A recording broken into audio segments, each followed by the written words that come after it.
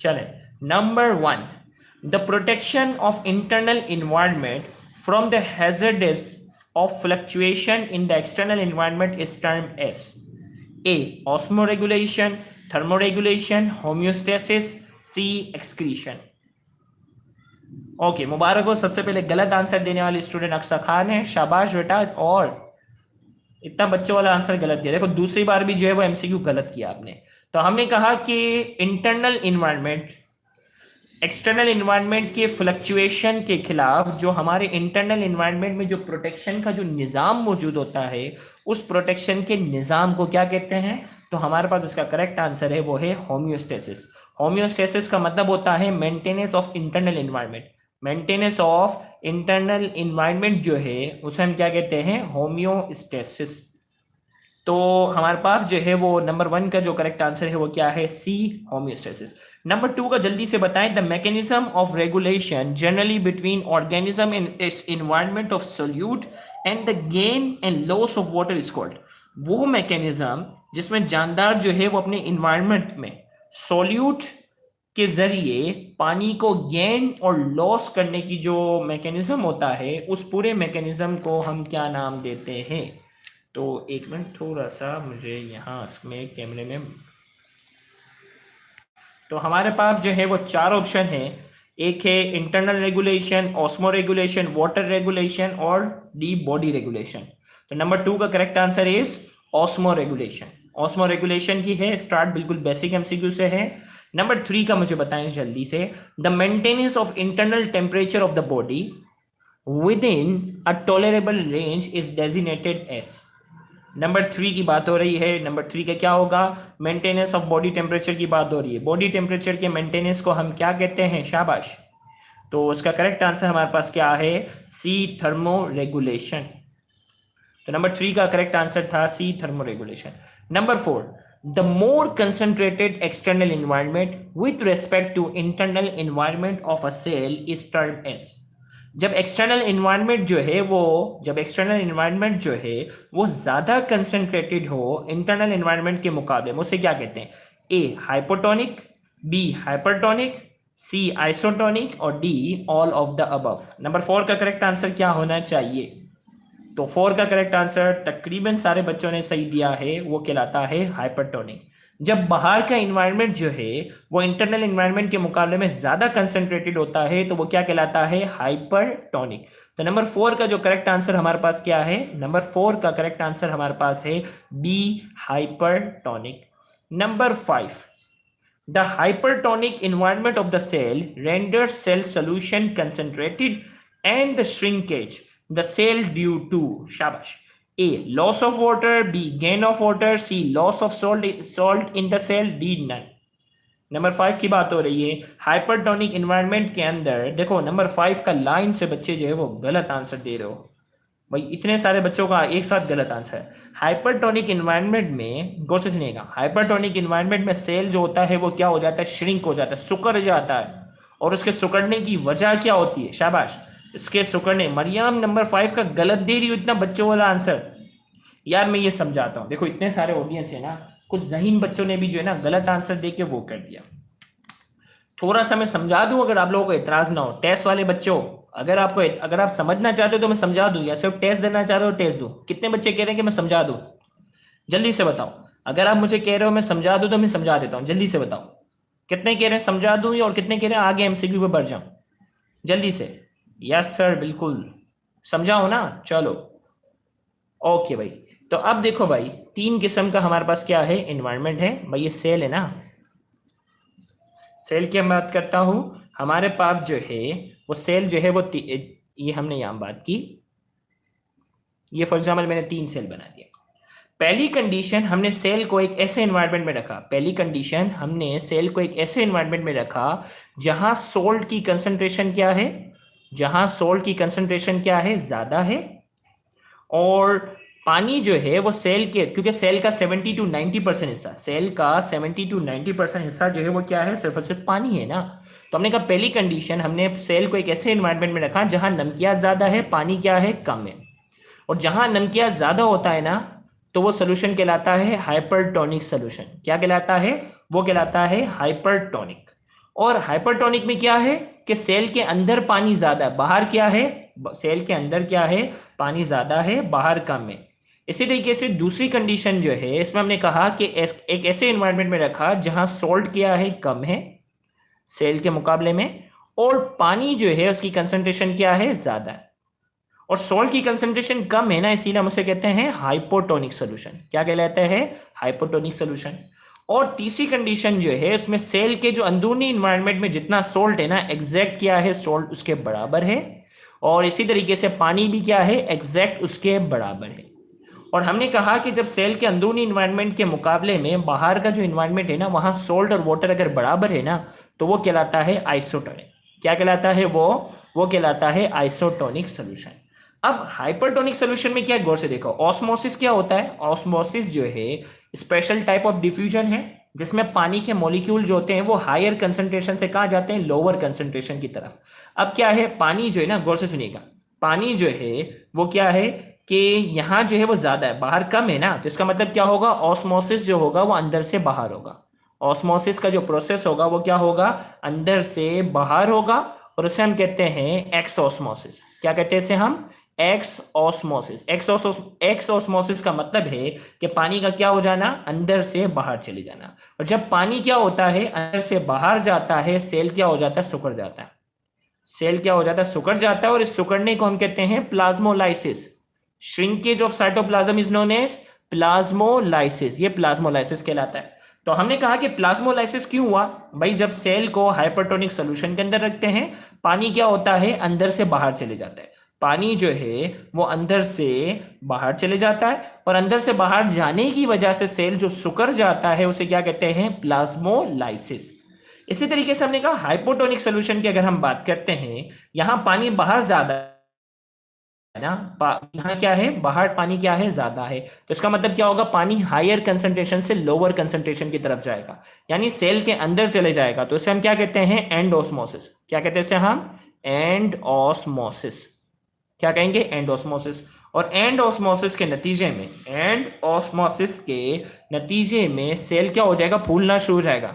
And osmosis के नतीजे में सेल क्या होगा, स्वेल अप होना शुरू हो जाएगा, क्योंकि पानी जो है वो क्या हो रहा है, बाहर से अंदर की तरफ आ रहा है। पानी जो है वो क्या है, पानी जो है वो बाहर से जो है वो कहाँ जा रहा है, पानी जो है वो बाहर से अंदर की तरफ आ रहा है, तो सेल क्या होना शुरू हो जाता है, सेल जो है वो फूलना शुरू हो जाता है। और सेल जब फूलना शुरू हो जाता है, और अगर ज्यादा देर अगर इस हाइपोटोनिक सोल्यूशन के अंदर रहेगा ना, ओके गुड, कवल मैंने बिल्कुल सही कहा कि सेल फूलना शुरू हो गया और टर्जिट हो गया। और अगर ज्यादा देर इसमें रहेगा ना, तो ये एनिमल सेल क्या हो जाता है, बर्स्ट हो जाता है। एनिमल सेल क्या हो जाता है, बर्स्ट हो जाता है। जब उसे क्या करते हैं, ज्यादा देर जो है वो हाइपोटोनिक सोल्यूशन रखते हैं, क्योंकि पानी मुसलसल अंदर आता रहता है, सेल फूलता जाता है, टर्जिट होता है, और एक वक्त आता है क्या हो जाता है, बर्स्ट हो जाता है। लेकिन प्लांट सेल जो है वो बर्स्ट नहीं होता। प्लांट सेल, एमसीक्यू में आता था ना, plant cell do not burst in hypotonic solution due to the presence of cell wall. अल्लाह ताला ने प्लांट को क्या दी है, प्लांट सेल बर्स्ट नहीं होगा, किस वजह से, सेल वॉल की वजह से प्लांट सेल जो होता है वो बर्स्ट नहीं होता, जबकि एनिमल सेल जो है वो बर्स्ट हो जाएगा। जबकि आइसोटोनिक सोल्यूशन की हम बात करते हैं, आइसोटोनिक सोल्यूशन में ना पानी बाहर से अंदर आएगा, ना पानी अंदर से बाहर जाएगा, कोई ऑस्मोसिस का प्रोसेस नहीं होगा। इस वक्त 57 स्टूडेंट जो है वो हमें बड़ा रास देखते हैं, जबकि वीडियो को लाइक करने वाले सिर्फ 42 हैं। तो बेटा जल्दी से वीडियो को लाइक करो, जल्दी से वीडियो को लाइक करो, ताकि एमसीक्यू की तरफ भी जाए। देखो मैं टेस्ट के साथ साथ तुम लोगों को समझा भी रहा हूँ, जहां तुम लोग मेजोरिटी एमसीक्यू गलत करते हो तो मैं पूरा एक्सप्लेन भी आपको कर देता हूं, ताकि आपकी जो बेहतरी हो। वरना इंशाल्लाह अगले साल तक बहुत डिटेल लेक्चर होंगे, अगले साल तक बायोलॉजी के वो लेक्चर होंगे इंशाल्लाह। आपको कोई कोचिंग या कोई कॉलेज में भी इतना डिटेल में किसी ने बायोलॉजी नहीं पढ़ाई होगी जितनी डिटेल में आपको यहाँ लेक्चर में इंशाल्लाह इन्फॉर्मेशन मिलेगी। लेकिन इस बार टाइम शॉर्ट है, हमारे पास एक हफ्ता ही है, तो उसमें मैक्सिमम जो मुमकिन है वो मैं करने की कोशिश कर रहा हूँ। अब आ जाऊं ना अपने प्राइमरी एमसीक्यू की तरफ। तो यहां आप देखो क्या कह रहा है, the hypertonic environment of the cell renders cell solution concentrated and shrink the cell due to. Hypertonic cell के अंदर, हाइपरटोनिक एनवायरनमेंट के अंदर सेल सुकर गया था ना, हाइपरटोनिक के अंदर क्या था, सेल क्या था, सुकर गया था। क्यों सुकर गया था, अब तो आंसर बनता है ना यार। क्या आंसर होगा नंबर 5 का, मरियम आपने गलत दिया था, जल्दी बताओ क्या आंसर होना चाहिए नंबर 5 का। नंबर 5 का आंसर क्या होगा, लॉस ऑफ वाटर। सेल सुकर गया ना, सेल सुकर गया किस वजह से, loss of water.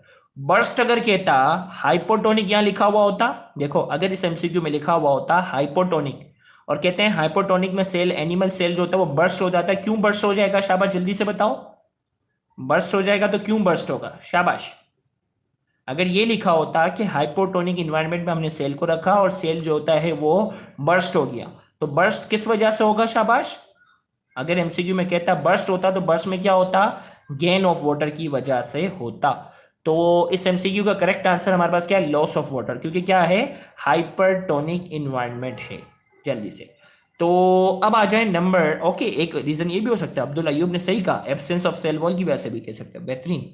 Number 6, which of the following belongs to aquatic habitats, इनमें से ऐसा कौन सा पौधा है जो एक्वेटिक हैबिटेट से ताल्लुक रखता है।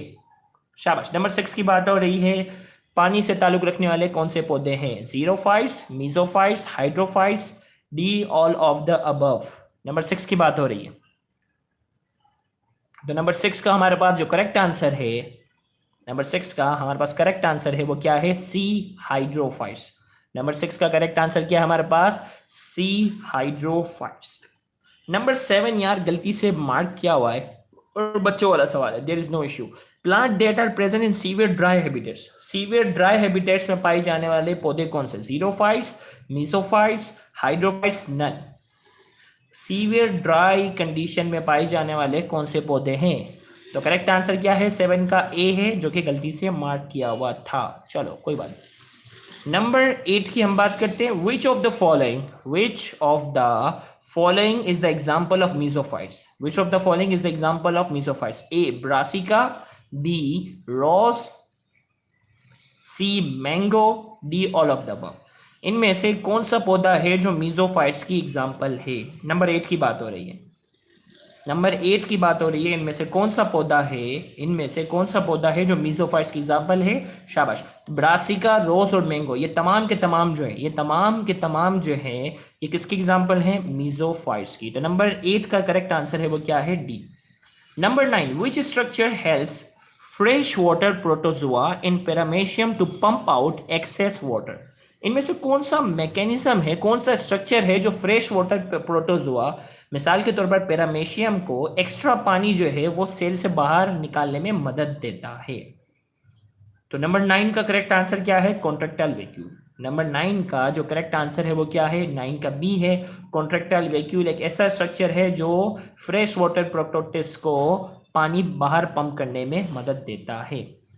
नंबर 10 का मुझे बताएं, among the assimilated nutrients in animals, carbohydrates and lipids are metabolized to, carbohydrate हो लिपिड हो ये मेटाबोलाइज होकर किन चीजों में कन्वर्ट होते हैं, बाइकार्बोनेट और oxygen, carbon dioxide and water, पानी और कार्बन, ऑक्सीजन और carbon dioxide.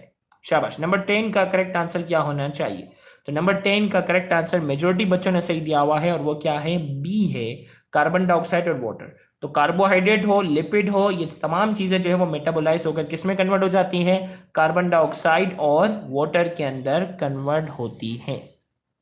Number 11, the elimination of wasteful metabolites mainly of the nitrogenous nature is called, हमने कहा एक्सक्रीशन एलिमिनेशन की हम बात करते हैं, वेस्टफुल सब्सटेंस जो है उनके जो मेटाबोलाइट्स जो होते हैं उसको बॉडी से बाहर एलिमिनेट होने को क्या कहते हैं, ए एब्जॉर्प्शन, बी एसिमिलेशन, सी एक्सक्रीशन, डी डाइजेशन। क्या कहते हैं इसे हम, तो 11 का हमारे पास जो करेक्ट आंसर है वो क्या है, सी एक्सक्रीशन। इसी तरीके से number 12, the falling of yellow leaves in autumn is the seasonal time for plant to get rid of accumulated waste. Because of this reason, leaves are said to be ebony, excretophore, and hydrobiosis, D none. खिसा के मौसम में पौधे जो होते हैं वो क्या करते हैं, अपना वेस्टफुल सब्सटेंस जो होते हैं वो पत्ते गिराकर क्या करते हैं, उसे बॉडी से रिमूव कर देते हैं। इस वजह से उन पत्तों को क्या नाम देते हैं, इबोनी, एक्सक्रीटोफोर एंड हाइड्रोबायोसिस, डी नन। तो हमारे पास जो करेक्ट आंसर है, हमारे पास जो करेक्ट आंसर है वो क्या है, 12 का बी है, एक्सक्रीटोफोर। ये पत्ते जो होते हैं वो एक्सक्रीशन ऑफ नाइट्रोजिनस वेस्ट के लिए क्या होते हैं, काम आते हैं। तो नंबर 12 का जो करेक्ट आंसर है वो क्या है, बी है, टेक्स्ट बुक की बाकायदा ये लाइन है।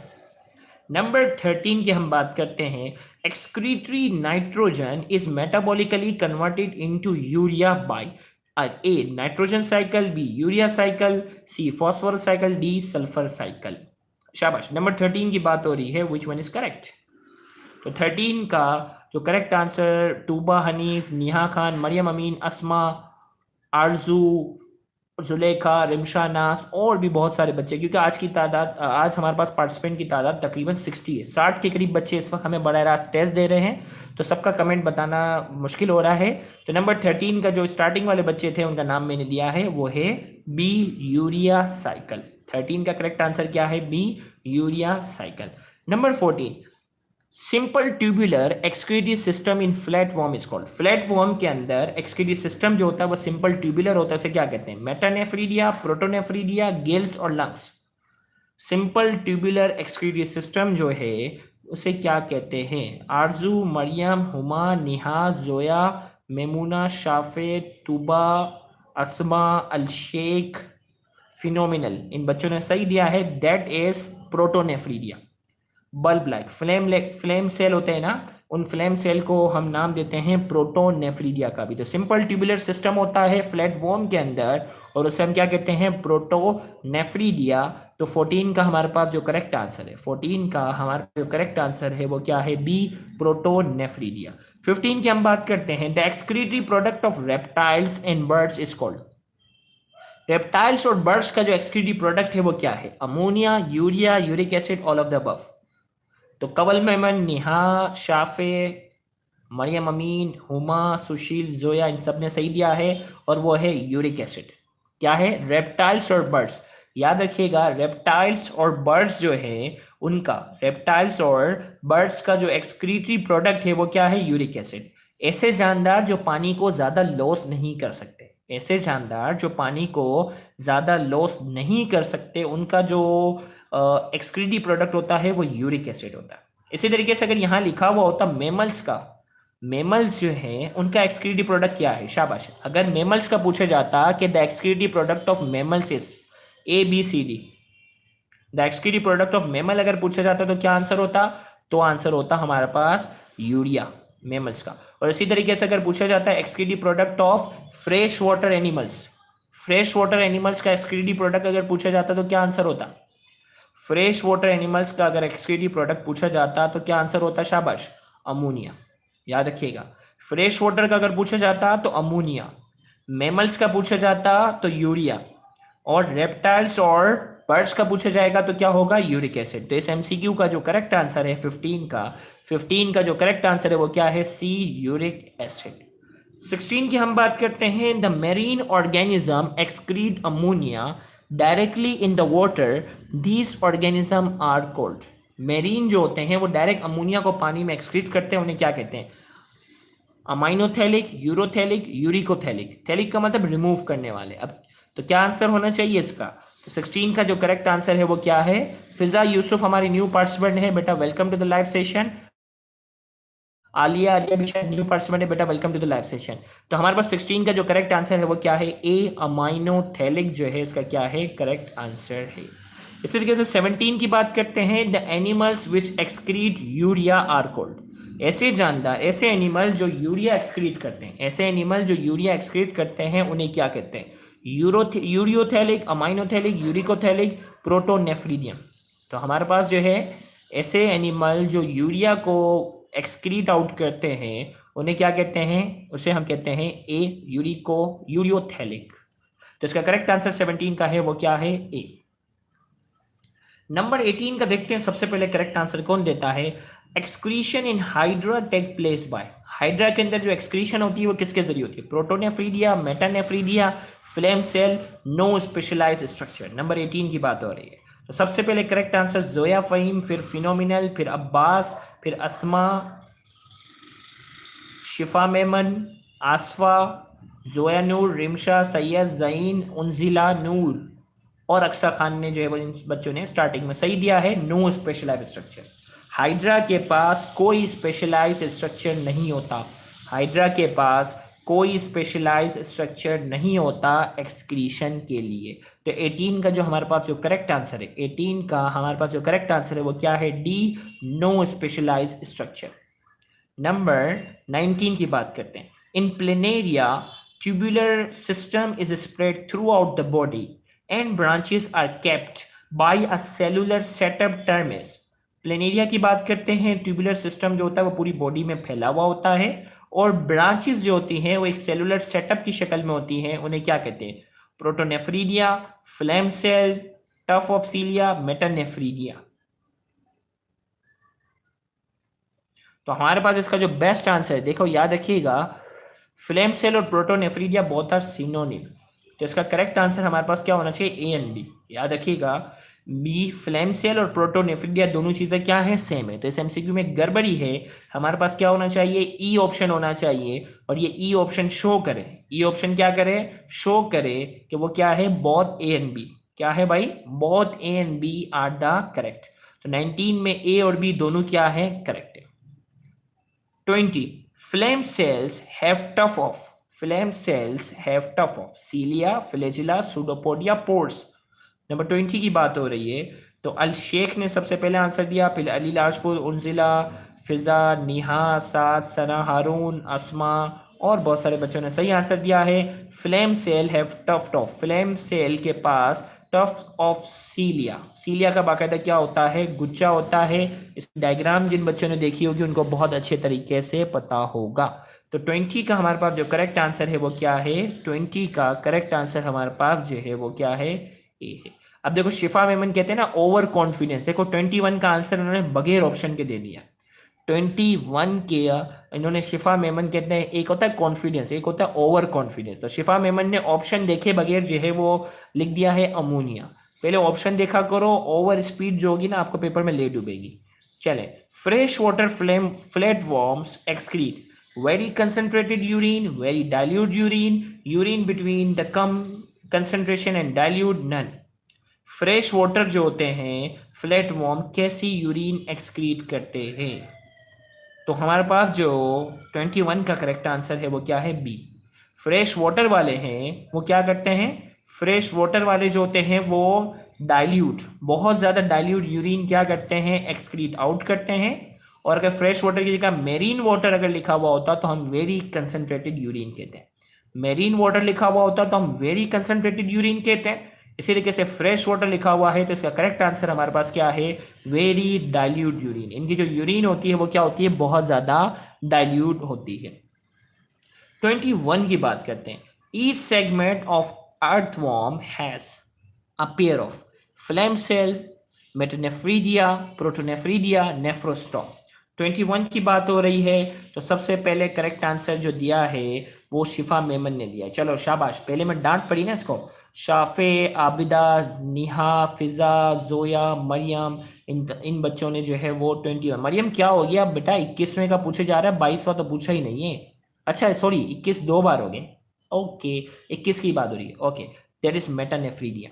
क्या है ये, मेटानेफ्रीडिया। हर सेगमेंट, अर्थफॉर्म होता है ना, अर्थफॉर्म के हर सेगमेंट के पास बाकायदा क्या होता है, मेटानेफ्रीडिया मौजूद होता है। तो इसका करेक्ट आंसर जो है वो बी है। 22, हाँ। इन insect the excretory structure are adapted to collect excretory product from hemolymph in sinuses through suspended tubular structure called।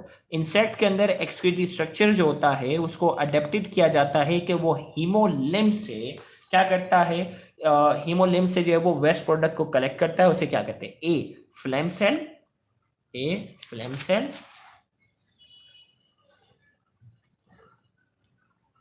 B excretory cilia, C Malpighian tubule, D nephron. क्या आना चाहिए, डी नेफ्रॉन। तो correct answer 22 का जो है वो C answer है, क्योंकि इंसेक्ट जो है उसके एग्जांपल में हम कहते हैं ना कॉकरोच, कॉकरोच के पास क्या होता है, मेल्पिजियन ट्यूब्यूल होते हैं। क्या होते हैं, कॉकरोच के पास मेल्पिजियन ट्यूब्यूल होते हैं जो क्या करते हैं, वेस्ट प्रोडक्ट एक्सक्रीशन में काम आते हैं। तो इसका करेक्ट आंसर था Malpighian tubule. Number 23, the basic function structure in the kidneys. Kidney का जो बेसिक स्ट्रक्चरल और फंक्शनल यूनिट है उसे क्या कहते हैं, 23 का आंसर। तो सबसे पहले निहा ने करेक्ट आंसर दिया है और वो क्या है, nephron. The basic structural and functional unit of kidney is nephron. तो 23 का करेक्ट आंसर हमारे पास क्या है, D nephron. 24, what is the end product of amino acid metabolism? Amino acid metabolism का एंड प्रोडक्ट क्या है? A uric acid, B ammonia, C urea, D all of the above. अब पता है इसमें जो best MCQ is not complete ना, MCQ जो है इसको क्या होना चाहिए, what is the end product of amino acid metabolism in human mention होता। इंसानों के अंदर जो and product of amino acid है वो क्या है? इंसानों के अंदर जो and product of amino acid है वो क्या है? तो हमारे पास करेक्ट आंसर जो है वो क्या है, आइजा अली ने सही दिया है, वो है सी यूरिया। क्यों? अमाइनो एसिड का जो एंड प्रोडक्ट है वो अमोनिया और यूरिया दोनों है, और जब भी अमोनिया और यूरिया आपस में टकराएंगे ना तो उसमें आपके पास करेक्ट आंसर होगा यूरिया। इंसानों की बात होगी, इंसानों में अमोनिया भी बनता है, लेकिन लीवर जो होता है उस अमोनिया को किस में कन्वर्ट कर देता है? लीवर जो है उस अमोनिया को यूरिया के अंदर जाकर क्या कर देता है, कन्वर्ट करता है। तो हमने कहा what is the end product of amino acid metabolism in human, तो यूरिया। इसी तरीके से अगर पूछा जाता है what is the end product of nucleic acid metabolism, शाबाश, कोई आंसर देगा? What is the end product of nucleic acid metabolism या डीएनए मेटाबॉलिज्म लिखा हुआ होता है। What is the end product of amino acid metabolism की जगह लिखा हुआ होता है डीएनए मेटाबॉलिज्म। डीएनए मेटाबॉलिज्म का एंड प्रोडक्ट क्या है? तो आंसर होता है यूरिक एसिड। याद रखिएगा, यूरिक एसिड जो है ये न्यूक्लिक एसिड के मेटाबॉलिज्म की वजह से, न्यूक्लिक एसिड यानी डीएनए या आरएनए की वजह से, डीएनए और आरएनए के जो मेटाबॉलिज्म की वजह से जो एंड प्रोडक्ट होता है वो यूरिक एसिड है। और अमाइनो एसिड की बात करते हैं तो अमाइनो एसिड का क्या है, यूरिया इन मैमल्स। तो यूरिक एसिड हमारे पास क्या है, 24 का आंसर होता। लेकिन यहां इस एमसीक्यू में इंसानों की बात है तो 24 का करेक्ट आंसर है वो क्या है, सी यूरिया। अमाइनो एसिड का जो एंड प्रोडक्ट है वो क्या है, सी urea. 25, which of the following are the primary structure for elimination of excretory product? इनमें से कौन से ऐसे ऑर्गन है जो बेसिकली एक्सक्रीटरी प्रोडक्ट को यानी एक्सक्रीशन में बड़ा अहम किरदार अदा करते हैं? Liver and kidney, stomach and intestine, pancreas and spleen, D all of the above. तो 25 का जो हमारे पास करेक्ट आंसर है वो बहुत से बच्चों ने सही दिया है, नेहा, आबिद, मेमूना, हकीम काजी, अब्दुल हक अंसारी। वही बेटा बिल्कुल न्यू पार्टिसिपेंट है बेटा, वेलकम। लेकिन बेटा आपका आंसर गलत है, नुसरत रजाक भी हमारी न्यू पार्टिसिपेंट है। तो करेक्ट आंसर हमारे पास क्या है, 25 का ए है, लीवर और किडनी। क्या है, लीवर और किडनी का जो मेन काम है वो क्या है, एक्सक्रीशन है। तो 25 का करेक्ट आंसर है ए। 26 की अगर हम बात करते हैं, which of the following is a central station of metabolism and consequently the body central metabolic clearing house? इनमें से कौन सा ऐसा ऑर्गन है जो सेंटर ऑफ मेटाबॉलिज्म कहलाता है? इनमें से कौन सा ऐसा ऑर्गन है जो कहलाता है सेंटर ऑफ मेटाबॉलिज्म? तो करेक्ट आंसर हमारे पास क्या है, 26 का सी है। लीवर जो होता है, लीवर जो है वो सेंटर ऑफ मेटाबॉलिज्म कहलाता है। लीवर क्या कहलाता है, centre of metabolism. Yusuf Nadeem new participant है बेटा, welcome to the live session. Okay, फिर इसके बाद 27 की अगर हम बात करते हैं, 26 का करेक्ट आंसर था liver. 27, the metabolic pathway involve in the production of urea are term as. वो मेटाबॉलिक पाथवे जो यूरिया की प्रोडक्शन करवाता है उसे क्या कहते हैं? A nitrogen cycle, B urea cycle, C sulphur cycle, D urine cycle. शाबाश, यूरिया की प्रोडक्शन वाले मेटाबॉलिक पाथवे को हम क्या कहते हैं, यूरिया साइकिल कहते हैं। तो 27 का हमारे पास जो करेक्ट आंसर है वो क्या है, B urea cycle. 28, two ammonia and one carbon dioxide molecule are shunted into the cycle to generate। Ammonia के दो मॉलिक्यूल और कार्बन डाइऑक्साइड का एक मॉलिक्यूल यूरिया साइकिल में जब दाखिल होता है तो यूरिया के कितने मॉलिक्यूल बनते हैं? A 1 molecule, B 2 molecule, C 3 molecules of urea, D all of the above. शाबाश, 28 की बात हो रही है, 28 की बात हो रही है। रमशा अनीस ने कहा है बी, जहांगीर ने एक कहा, ओके, और निहा ने एक कहा, मरियम ने एक कहा, फिजा ने एक कहा, ओके, आबिद ने कहा। बिल्कुल, देखो अब यूरिया का जो फॉर्मूला है ना, यूरिया का फॉर्मूला है NH2, यूरिया का फॉर्मूला है NH2CONH2, ये है।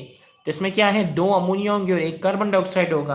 तो हमने कहा कि सवाल में कहा जा रहा है कि दो दो अमोनिया दो अमोनिया और एक कार्बन डाइऑक्साइड का मॉलिक्यूल, दो अमोनिया और एक कार्बन डाइऑक्साइड का मॉलिक्यूल कितने यूरिया जनरेट करेंगे? तो करेक्ट आंसर हमारे पास क्या है? 1 मॉलिक्यूल ऑफ यूरिया।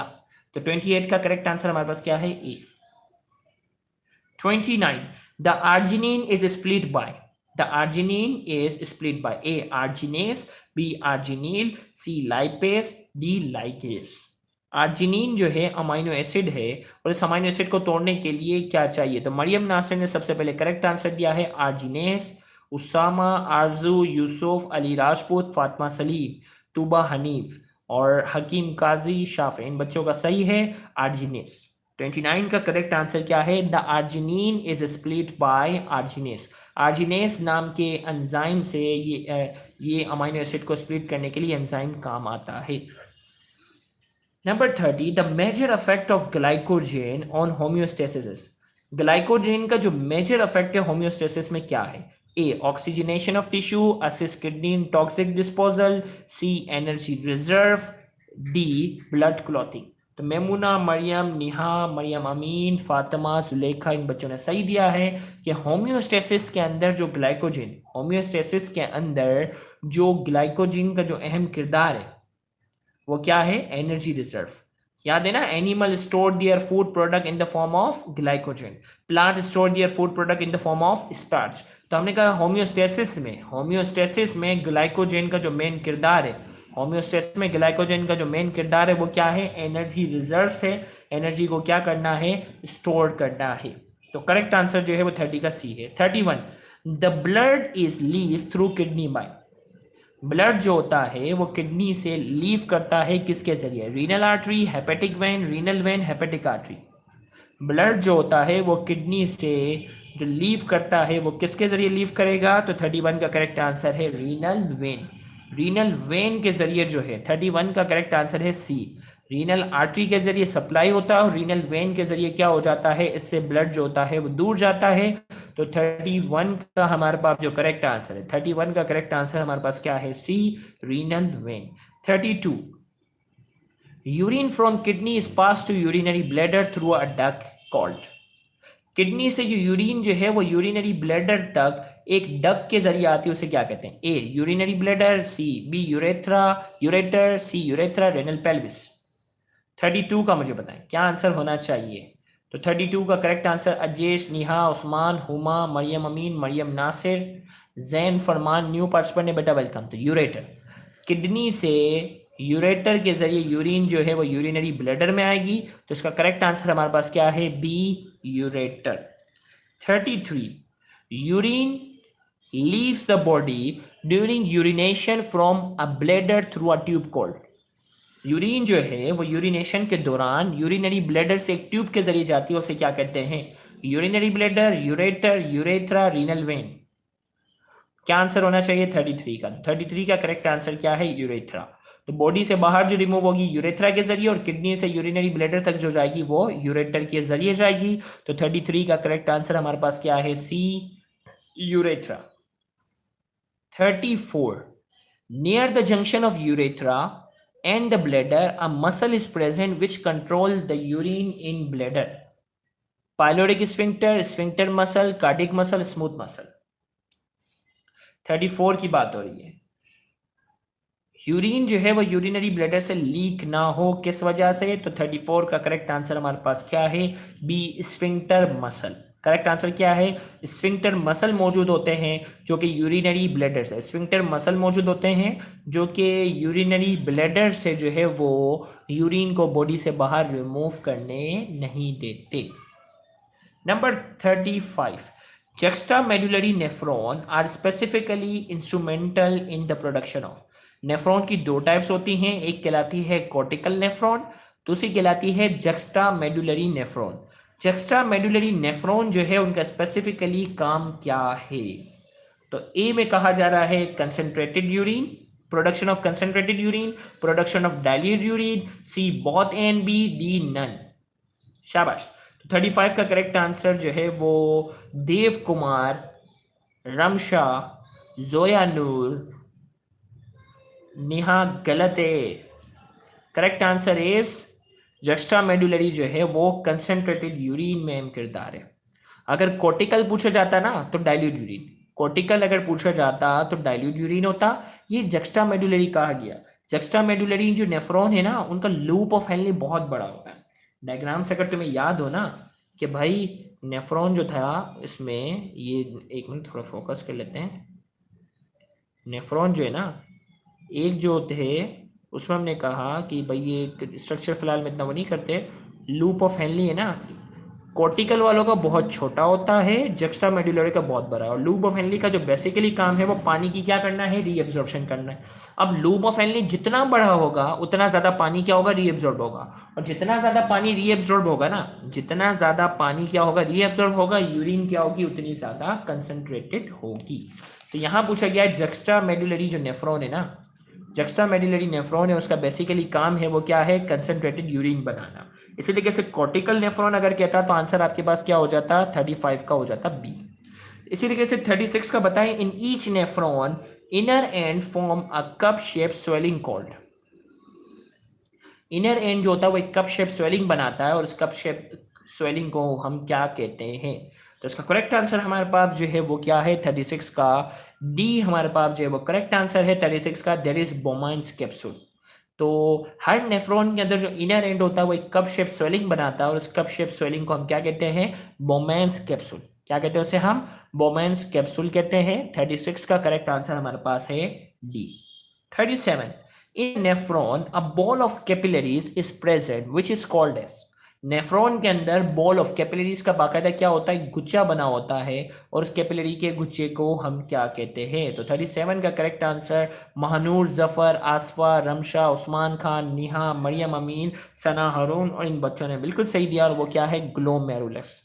तो नेफ्रॉन के अंदर कैपिलरीज का एक पूरा बॉल बना होता है, उसे हम क्या कहते हैं। 37 का करेक्ट आंसर है वो क्या है, D, glomerulus. 38, in a nephron blood vessel subdivides again into another network of capillaries called। Nephron के अंदर ब्लड वेसल्स जो होती हैं वो सब डिवाइड होती हैं और एक और कैपिलरी का नेटवर्क बनता है। यानी कहना चाह रहा है कि पहला जो नेटवर्क था ना, पहला जो नेटवर्क था वो तो ग्लोमेरुलस था। ग्लोमेरुलस के बाद वो मजीद सब डिवाइड होती हैं, और मजीद सब डिवाइड होने के बाद, मजीद सब डिवाइड होने के बाद वो क्या बनाती हैं। तो करेक्ट आंसर हमारे पास क्या है, 38 का सी है, पेरीट्यूबुलर कैपिलरीज। क्या है, 38 का करेक्ट आंसर हमारे पास क्या है, C, peritubular capillaries. Number 39, the filtrate appearing in glomerulus is called uh. जो फिल्ट्रेट होता है ना, जो फिल्टर होने वाला होता है, उस जो ग्लोमेरुलस में से फिल्ट्रेट होता है उसे क्या कहते हैं। Filtration pressure, glomerular filtrate, बोमेंस filtrate, D all of the above. जो फिल्टर होता है ना ब्लड, जो फिल्टर जो ग्लोमेरुलस से होता है उसे क्या कहते हैं हम, ग्लोमेरुलर फिल्ट्रेट। क्या कहते हैं उसे हम, ग्लोमेरुलर फिल्ट्रेट कहते हैं। तो 39 का हमारे पास जो करेक्ट आंसर है वो क्या है, 39 का करेक्ट आंसर हमारे पास है B, glomerular filtrate. Number 40, all the useful constituents of the glomerular filtrate are reabsorbed in।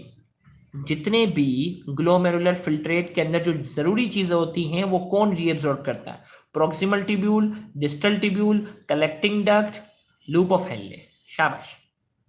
Number 40 की बात हो रही है भाई, ग्लोमेरुलर फिल्ट्रेट में जो जरूरी चीजें जो होती हैं वो ज्यादातर कौन रीएब्सॉर्ब करता है। All the useful constituents of the glomerular filtrate are reabsorb in. तो 48 का हमारे पास करेक्ट आंसर है वो क्या है, ए, प्रॉक्सिमल ट्यूब्यूल। प्रॉक्सिमल ट्यूब्यूल में क्या है, ग्लूकोज, वाटर, अमाइन और बहुत सारी चीजें क्या हो जाती हैं, ये सॉल्ट वगैरह की चीजें सारी कौन रीअब्सॉर्ब करता है, प्रॉक्सिमल ट्यूब्यूल के अंदर होती हैं।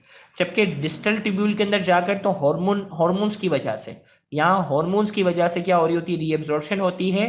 तो इसका सिंपल हार्मोन का कोई जिक्र नहीं है, सिंपल कह रहा है कि यूजफुल कांस्टेंट कहाँ रीएब्जॉर्ब होती हैं, तो ज्यादातर कहाँ हो जाती है, 40 का करेक्ट आंसर हमारे पास क्या है, ए, प्रॉक्सिमल ट्यूब्यूल के अंदर ज्यादातर क्या हो जाती है, रीएब्जॉर्ब हो जाती है। तो 40 का करेक्ट आंसर हमारे पास है ए।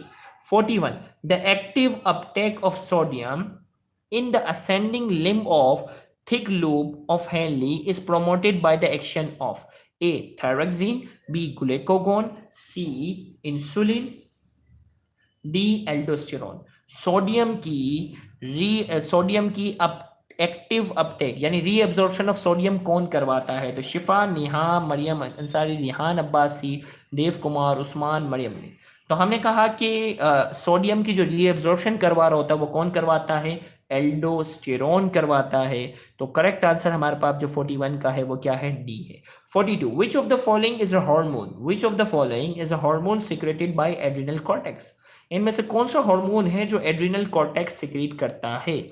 42 की बात हो रही है। तो 42 का करेक्ट आंसर जो है वो मरियम अमीन ने, देव कुमार ने, साद ने गलत दिया, शिफा ने भी गलत दिया, जुलेखा ने सही दिया, मिस फ्रेग्रेंस ने, आयशा, रमशा, तूबा, हफ्सा, मानूर, अब्बास, साद, शिफा, उन्जिला, इन बच्चों ने सही दिया है। 42 का करेक्ट आंसर है वो क्या है? B aldosterone. 42 का करेक्ट आंसर क्या है? बी एल्डोस्टेरोन जो है हमारे पास करेक्ट आंसर है। 43, gradually increasing osmotic concentration from cortex to inner medulla is a main factor for the production of A hypotonic urine, B hypertonic urine, C both A and B, D none। तो हमने कहा gradually हम osmotic pressure जो है वो cortex और inner medulla के दरमियान बढ़ाते हैं और ये मेन फैक्टर है कैसी यूरिन प्रोड्यूस करने का। तो करेक्ट आंसर हमारे पास 43 का है बी हाइपरटोनिक यूरिन। क्योंकि ये जो फैक्टर था ना जिसकी अगर हम बात करते हैं counter current exchange, counter current exchange की मदद से क्या करते हैं? ज्यादा से ज्यादा पानी रीअब्सॉर्ब करते हैं। और ज्यादा से ज्यादा पानी अगर रीअब्सॉर्ब करते हैं ना, ज्यादा से ज्यादा अगर पानी हम क्या करते हैं? रीअब्सॉर्ब करते हैं, तो यूरिन कैसी हो जाती है? कंसंट्रेटेड। तो यूरिन को हाइपरटोनिक बनाने में ये पूरा एक फैक्टर जो है वो काम करता है। तो 43 का करेक्ट आंसर है वो क्या है? B. 44, which of the following is involved in the reabsorption of water in collecting tubule? इनमें से कौन सा हार्मोन है जो रीएब्जॉर्प्शन ऑफ वाटर करवाता है? Oxytocin, ADH, aldosterone, thyroxine. इनमें से कौन सा हार्मोन है जो पानी की रीएब्जॉर्प्शन करवाता है? तो नेहा ने, सना हारून ने, सुशील, मिस फ्रेग्रेंस, ओके, इन बच्चों ने सही दिया है एडीएच। रीएब्जॉर्प्शन ऑफ वाटर जो करवाता है वो क्या है? ADH, anti diuretic hormone. Anti diuretic hormone जो होता है, एंटी डायूरेटिक हार्मोन का दूसरा नाम बताओ जल्दी से कमेंट में, शाबाश। ये रीएब्जॉर्प्शन ऑफ वाटर करवाता है ना, एडीएच। एडीएच की फुल फॉर्म है anti diuretic hormone. Anti diuretic hormone का दूसरा नाम कौन बताता है? जल्दी से मुझे बताओ, देखते हैं। मैं नाम उसका लूंगा जो सबसे पहले। शिफा में मैंने सबसे पहले आंसर सही दिया है, वैसोप्रेसिन, फिर रिहान अब्बासी ने, फिर मरियम अमीन ने, फिर मरियम नासिर ने, फिर साद राजपूत ने, रमशा, तूबा, अली राजपूत, इन बच्चों, हुमा हमीद, इन बच्चों ने सही दिया है। एंटी डायूरेटिक का जो दूसरा नाम है वो क्या है? वैसोप्रेसिन। और ये पानी की क्या करवाते हैं? रीअब्जॉर्प्शन करवाते हैं। शाबाश, तुम लोग की तैयारी अच्छी है। 45, ADH is released from A posterior pituitary, B anterior pituitary, C liver, D thyroid gland। ADH anti diuretic hormone कहां से रिलीज होता है? तो इसका करेक्ट आंसर हमारे पास क्या है? 45 का करेक्ट आंसर है A posterior pituitary. Anti diuretic hormone है ना, ये एंटी डायूरेटिक हार्मोन एडीएच जो है ये कहां से रिलीज होता है? पोस्टीरियर पिट्यूटरी से। और इसकी फॉर्मेशन कहां से होती है? देखते हैं कमेंट में सबसे पहले कौन बताता है। अगर ये रिलीज के बजाय अगर लिखा हुआ होता एडीएच इज प्रोड्यूस बाय, कहां कौन प्रोड्यूस करता है एंटी डायूरेटिक हार्मोन को? देखते हैं सबसे पहले कौन बताता है। तो मरियम अमीन ने बिल्कुल सही आंसर दिया है। अगर लिखा हुआ होता कि एडीएच कहां से प्रोड्यूस होता है, दैट इज हाइपोथैलेमस। एडीएच बनाने वाला हाइपोथैलेमस है, स्टोर पोस्टीरियर पिट्यूटरी में होता है और यहीं से क्या होता है? रिलीज होता है। शाबाश, देखो तैयारी अच्छी है तुम लोग की। तो 45 का करेक्ट आंसर हमारे पास क्या है? रिलीज लिखा हुआ तो पोस्टीरियर पिट्यूटरी, फॉर्मेशन अगर होता तो हाइपोथैलेमस होता। 46 की अगर हम बात करते हैं, high level of circulating calcium in a blood cause uh, ये गलती से आंसर लग गया। Hyperoxaluria, hypercalcaemia, haemodialysis, D uraemia. तो 46 का आंसर अली राजपूत ने सबसे पहले करेक्ट आंसर दिया है, हाइपर कैल्सीमिया। बाय मिस्टेक ये गलती से यहाँ पेंसिल से पहले से मार्क किया हुआ था और मेरी इस पर नजर भी नहीं गई। तो हमने कहा कि कैल्शियम का लेवल जो ब्लड में बढ़ जाता है उसे हम क्या कहते हैं? Hyper calcaemia.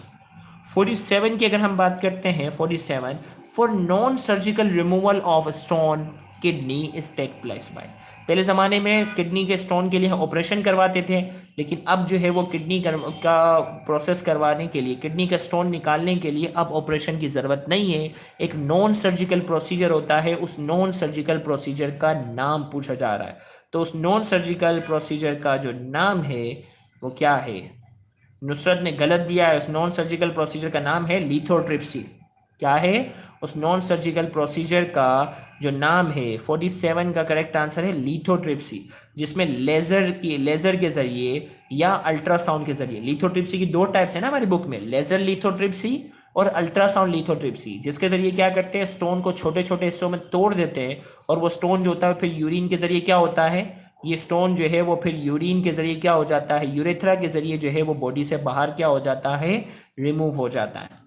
इसी तरीके से अगर पूछा जाता है कि रीनल फेलियर के लिए कौन सा प्रोसेस करवाया जाता है, इन चारों में से ऐसा कौन सा प्रोसेस है जो रीनल फेलियर के पेशेंट के लिए फायदेमंद है? तो नई शिफा हीमोडायलिसिस उसके लिए नहीं, रीनल फेलियर के लिए। हीमोडायलिसिस तुम्हें क्या पता? अब डायलिसिस नहीं पता यार, अब तक माशाल्लाह इतने सही आंसर दे रही थी। रीनल फेलियर, अगर किडनी सही तरीके से काम ना करे तो डायलिसिस करवाते हैं। डायलिसिस वाले जो पेशेंट होते हैं ना, उसमें क्या करते हैं, अगर किडनी सही तरीके से काम ना करे, रीनल अगर फेलियर में जा रहा होता है, किडनी अपना काम सही तरीके से ना कर सके, तो फिर हीमोडायलिसिस और पेरिटोनियल डायलिसिस करवा रहे होते हैं। जबकि स्टोन के लिए क्या होती है, लिथोट्रिप्सी होती है। उस स्टोन के जरिए हम क्या करते हैं, लेजर के जरिए या अल्ट्रासाउंड के जरिए उसको हम तोड़ते हैं। रीनल फेलियर में हम क्या कर रहे होते हैं, हीमोडायलिसिस का प्रोसेस करवाते हैं। नंबर 53 की बात हो रही है, पोइकिलोथर्म्स इंक्लूड। अब आपके सामने 4 जानवरों के नाम दिए जाएंगे और उसमें पूछा जाएगा कि कौन से ऐसे जानवर हैं जो पोइकिलोथर्म्स हैं। पोइकिलोथर्म्स का मतलब तो पता होगा ना, कोल्ड ब्लडेड। पोइकिलोथर्म्स का मतलब आपको पता होना चाहिए, कोल्ड ब्लडेड, जो अपनी बॉडी के टेम्परेचर को मेंटेन ना कर सकें। ओके, ए इनवर्टिब्रेट्स, बी एम्फीबियन, एक में थोड़ा फोकस करते हैं, amphibians, reptiles, D all of the above. इनमें से कौन से हैं जो पोइकिलोथर्म्स है? तो मरियम अमीन ने सबसे पहले करेक्ट आंसर दिया है, और वो क्या है, D all of the above. ये सारे के सारे क्या हैं, पोइकिलोथर्म्स हैं, D all of the above. 49, which of the following, एक मिनट थोड़ा फोकस करते हैं, which of the following is homeotherms. इनमें से कौन से ऐसे हैं जो वार्म ब्लडेड है? ए बर्ड्स, बी एम्फीबियंस, सी रेप्टाइल्स, डी इनवर्टिब्रेट्स। इनमें से ऐसे कौन से हैं जो होम्योथर्म्स है, जो अपनी बॉडी का टेम्परेचर मेंटेन रखने की क्या रखते हैं, सलाहियत रखते हैं? इनमें से कौन से हैं जो अपनी बॉडी का टेम्परेचर मेंटेन रखने की क्या रखते हैं, सलाहियत रखते हैं? तो 49 का जो करेक्ट आंसर हमारे पास, 49 का जो हमारे पास करेक्ट आंसर है वो क्या है, ए बर्ड्स, परिंदे जो है वो इसमें होम्योथर्म्स है, बाकी सारे के सारे पोइकिलोथर्म्स हैं। 50, ह्यूमन राइजिंग, इंसान जो है वो किस कैटेगरी में आते हैं? Poikilotherms, homeotherms, both A and be done. इंसान इनमें से कौन सी कैटेगरी में शामिल होते हैं? इनमें से कौन सी कैटेगरी में इंसान जो है वो क्या होते हैं, शामिल होते हैं?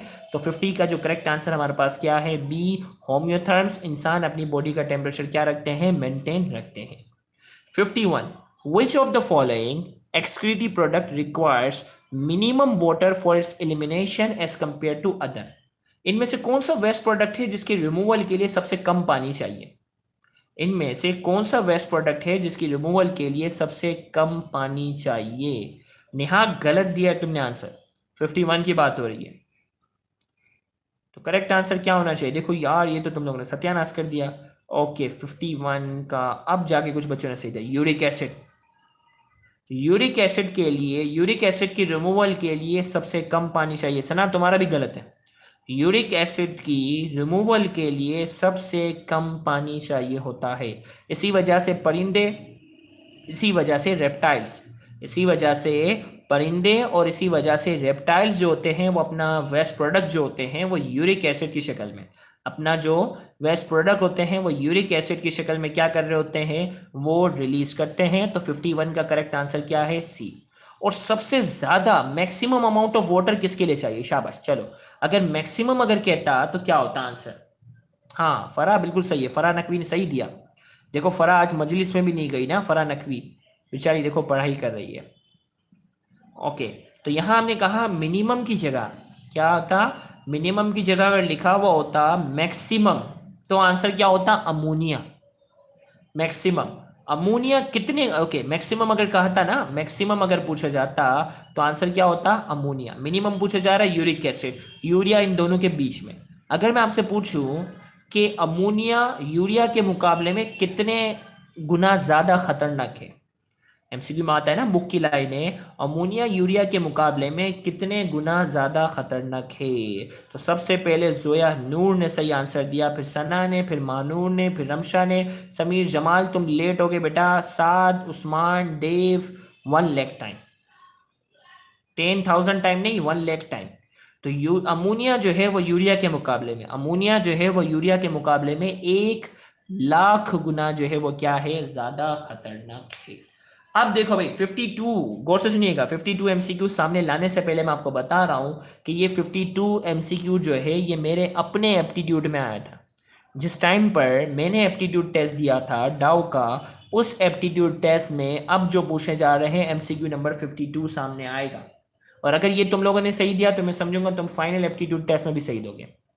52 एमसीक्यू के लिए तैयार हो, जल्दी से बताओ, तैयार हो तो मैं अगला बताऊं। 52 के लिए अगला 52 जो एमसीक्यू है ये वही एमसीक्यू है जो मेरे अपने एप्टीट्यूड टेस्ट में आया था। तो इसके लिए तैयार हो जाओ। समझो अगर अगला एमसीक्यू तुम लोगों ने सही दिया तो मतलब समझो कि तुम भी एप्टीट्यूड में कामयाब हो जाओगे। सही है, बड़ी बात। देखो भाई चैलेंजिंग सवाल, एक ही सवाल फैसला कर देगा। एक ही सवाल जिसने सही दिया उसका डीएमसी में एडमिशन, और एक ही सवाल जिसने गलत दिया समझ लो उसको मजीद चांस देंगे, हम कुछ कहते नहीं है। तो अगले सवाल के लिए तैयार हो, अगर तुम लोगों ने सही दिया है तो समझ लो एक ही सवाल तुम्हारे फ्यूचर का फैसला करने के लिए तैयार है। सही है भाई, है ये अल्लाह करके किसे लिखा है। चलो भाई तैयार हो जाओ, अगला एमसीक्यू आपकी किस्मत का फैसला करेगा।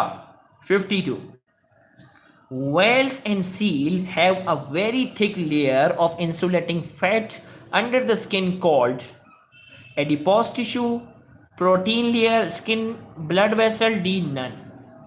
तो यूसुफ, मानूर, रमशा, अब्दुल समद, नईम, फातिमा, जुलेखा, ओके नन वाले भी कुछ बच्चे हैं, आयजा, रमशा, जर, निगार, रिजवी। चलो ये बेचारा भी मजलिस नहीं गया बेचारा, आज टेस्ट दे रहा है, कोई बात नहीं, तुम्हारी कुर्बानी काम लाएगी। नईमुद्दीन, फरा नकवी, मानूर राजपूत, नुसरत रजाक। चलें भाई मुबारक हो, ए वाले सारे बच्चे सही है। ए वाले बच्चे सब अपने लिए क्लैपिंग कर लो कि तुम लोगों ने वो एमसीक्यू सही दिया जो मेरे एप्टीट्यूड टेस्ट का था। 52 की बात करें, अहमद रजा तुम्हारा गलत है। ओके तो 52 का जो करेक्ट आंसर था ए था। ओके तो शिफा मेमन का एडमिशन हो गया, मानून ने अपने लिए क्लैपिंग की, नेहा ने भी क्लैपिंग की, अब्बास का भी सही है। ओके अब्दुल सलाम का भी हो गया एडमिशन, जोया नूर मुबारक हो आपका भी एडमिशन हो गया है। ओके वेल भी फैट को एडिपोस, हाँ हाँ बेटा एडिपोस टिश्यू होते हैं ना जो फैट को, मरियम का भी एडमिशन हो गया है, शाबाश। अस्मा का भी, मानूर, कितनी बच्चियों का नाम मानूर होता है, मानूर राजपूत ने भी क्लैपिंग की है, अली राजपूत, शाबाश। अपने लिए सारे बच्चे क्लैपिंग करें, आप सबका जो है वो एडमिशन हो गया। 52 का करेक्ट आंसर था adipose tissue. 53, okay Huma Hamid का नाम नहीं, हुमा हमीद का भी हो गया। बस इतने खुश नहीं हो सब, देखो मिस फ्रेगनेंस क्यों खुशी में भंग फैला रही है। कौन है ये जो कहते हैं ना जब हम इंसान खुश होता है वो एक अजीब गरीब इंसान होता है जो आके पूरी खुशी का जो है वो मजा खराब कर देता है, वो फ्रेगनेंस के नाम से आईडी है। भाई खुश होने दो, इंसान खुश होता है तो टेस्ट भी अच्छा जाता है। चलो सबने अपने अपने क्लिपिंग कर ली, गुड। 53 की हम बात करते हैं।